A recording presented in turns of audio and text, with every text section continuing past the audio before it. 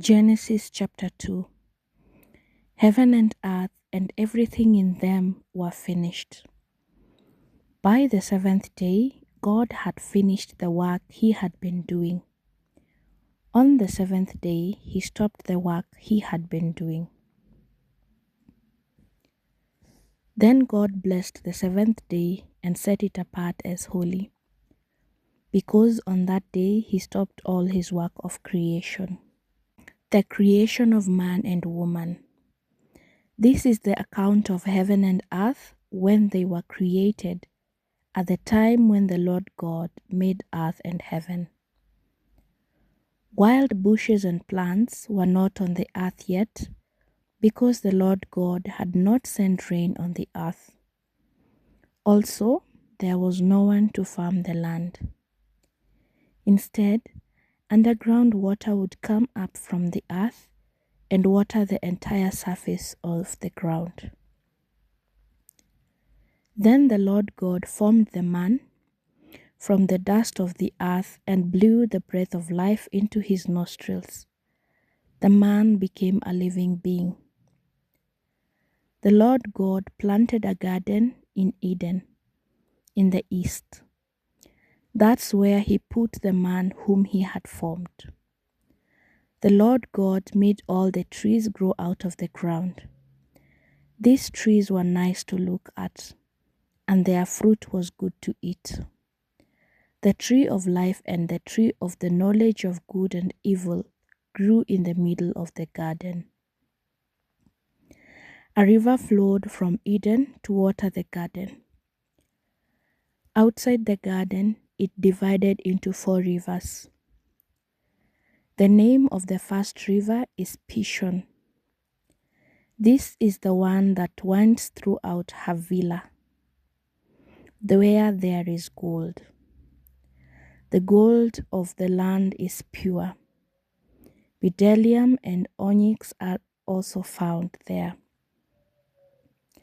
The name of the second river is Gihon. This is the one that winds throughout Sudan. The name of the third river is Tigris. This is the one that flows east of Assyria. The fourth river is the Euphrates.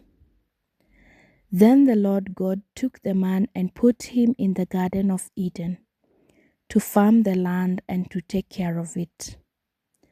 The Lord God commanded the man. He said, "You are free to eat from any tree in the garden, but you must never eat from the tree of the knowledge of good and evil, because when you eat from it, you will certainly die." Then the Lord God said, "It is not good for the man to be alone. I will make a helper who is right for him." The Lord God had formed all the wild animals and all the birds out of the ground. Then he brought them to the man to see what he would call them. Whatever the man called each creature became its name. So the man named all the domestic animals, all the birds, and all the wild animals. But the man found no helper who was right for him. So the Lord God caused him to fall into a deep sleep. While the man was sleeping, the Lord God took out one of the man's rib and closed up the flesh at that place. Then the Lord God formed a woman from the rib that he had taken from the man. He brought her to the man. The man said, "This is now bone of my bones and flesh of my flesh. She will be named woman, because she was taken from a man. That is why a man will leave his father and mother, and they will be united with his wife, and they will become one flesh." The man and his wife were both naked, but they were not ashamed of it. The word of the Lord.